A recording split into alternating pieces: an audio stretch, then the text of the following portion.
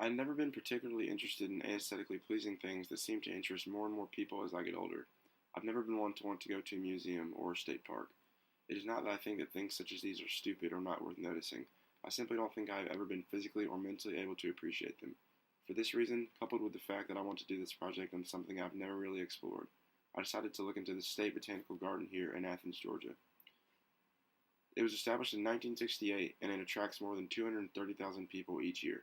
It is a unit of public service and outreach at UGA, and the core values of education, inspiration, integrity, diversity, accessibility, stewardship, and partnership control this place more than anything. It has also grown so much bigger than just UGA, even though we own it, and here's why. When I think of the owners of the history of this place, I think of UGA, I think of the students. I think of the people of Athens and the people who have come from all over to tour this beautiful place. I also think of nature, as it is definitely an owner, as there is no place here without nature. The place also extends beyond the gardens and signs that you can walk for miles. I also think of current staff members who make this place go round. When I think of the ghosts of the State Botanical Garden, I think of the gardens that contain species from the Mediterranean, the Middle East, China, and North America. So the ghosts of this place could be people from any of these who've contributed. I think of past staff members, past students, past governors, and past mayors who have interacted with this place. As you can tell in the slideshow, there are many plaques that say dedicated to or in memory of. I also think of past species and aesthetics that have come and gone.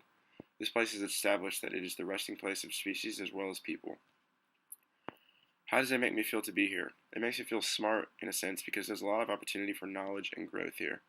It makes me feel out of place because of what I've just said and the simple fact that things like this don't normally interest me. I think I'm alienated by places like these because I'm honestly somewhat close-minded and I know what I like.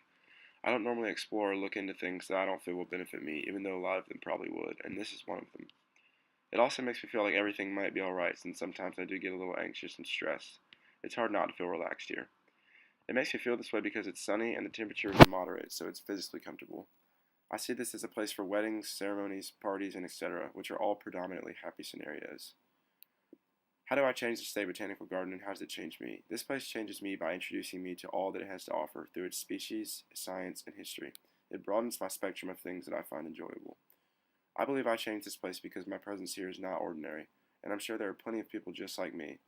There will always be the people that show up, whether for a project or just because, and don't even give it a chance. I, for one, gave it a chance and realized it's much more than just flowers. It means community, it means citizenship, and it's for everyone. Does it work this way for everyone? Probably not, but I don't think that it should matter because it affects everyone differently, and that goes for people who have been here millions of times and people who don't plan on coming back. The visible story of the State Botanical Garden is obvious.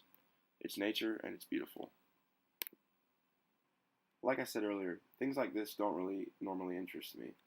I've been trying to explain the whole slideshow what things like this even means, but for now I'll just leave it at things like this.